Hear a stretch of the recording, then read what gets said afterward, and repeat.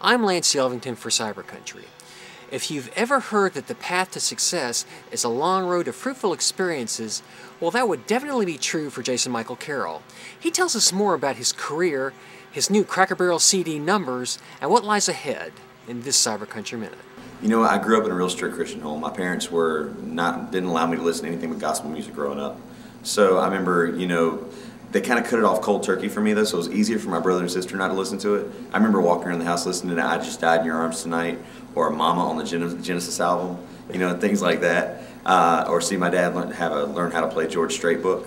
So those things kind of really stuck with me, and I think that kind of left that fire inside of me that made me want to do something in those formats. And so after listening to gospel and growing up that way, I remember going home with friends of mine after church and them saying, it was nothing. I could still see their parents leaning over the seat and saying, "Jason, don't tell your parents what we're about to do." And they turned to a country station, and I just fell in love with it.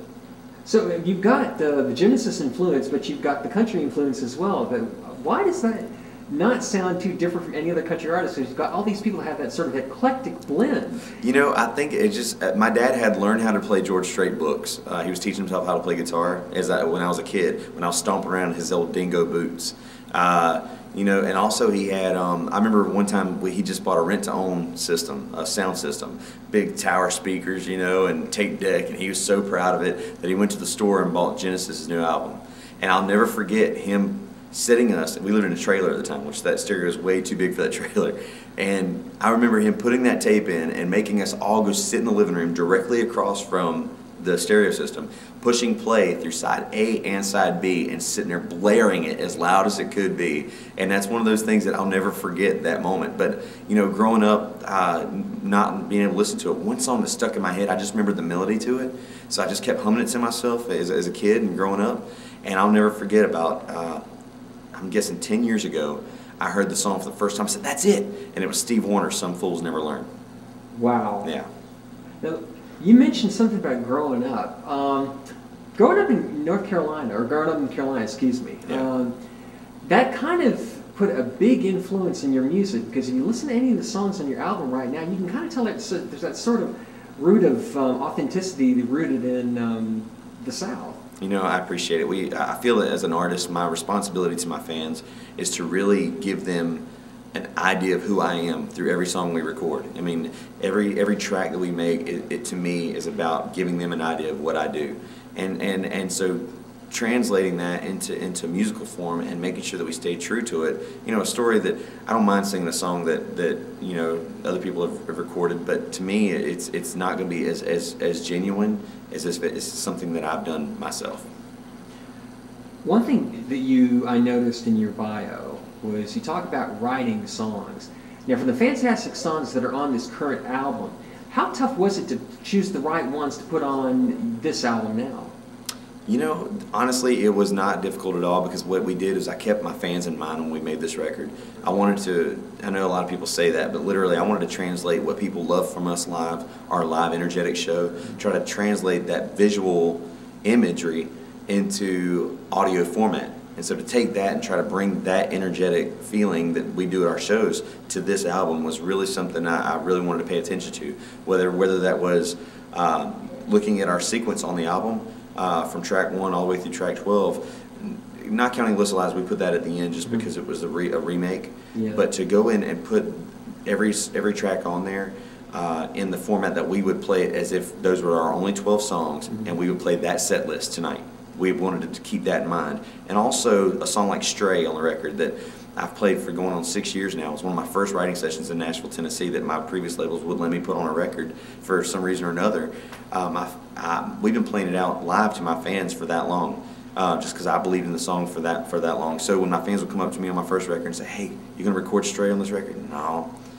"Growing Up is Getting Old. You gonna record Stray on this record?" "No." And now I get to tell the fans, "Hey, that song y'all been asking me for all these years is finally on this record." Well, I don't know. Listening to the songs that are on this record now, it's almost like I picture you sitting there with all these great songs that you've written, and all of a sudden you come up with the final list of the songs you're going to put on an album. Just go, wait a minute, what about this one? And suddenly you rationalize, oh yeah, we got to fit that one in. So which one goes? So, I did that tough? Yeah, it was pretty tough, but I mean, it was still something that, you know, I'm confident in what we do and the songs that we had, and just to make sure that we found the right mold for this album. You know, and I've had fans walk up to me already or tweet me and tell me that this is the best album yet, and that really goes a long way, because this is the first album I've had total creative control in. What's your favorite song off this album? You know, it depends on the mood. You know, what you're asking me, like why, you know, it depends on when you're asking me. You know, right now I think one of my favorite songs is a song called Ray of Hope that I wrote with Josh Thompson.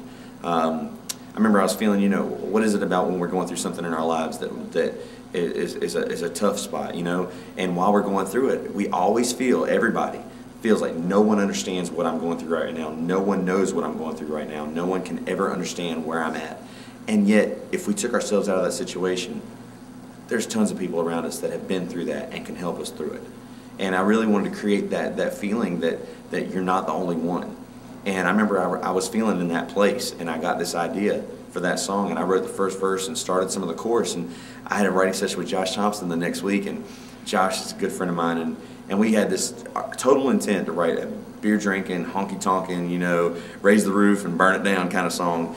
And after kicking a few ideas around, the two of us kind of sat there and were like, man, I'm not really clicking on this. And I said, Josh, I got this idea, man. Let me know if you want to write it.